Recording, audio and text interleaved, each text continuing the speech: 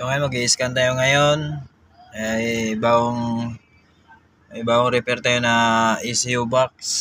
Ang ECU ay stock third gear. Ayan. Ngayon, hindi na siya naka-stock third gear. 1, 2. Tapos ngayon, babasahan natin siya ng trouble code. I-scan natin.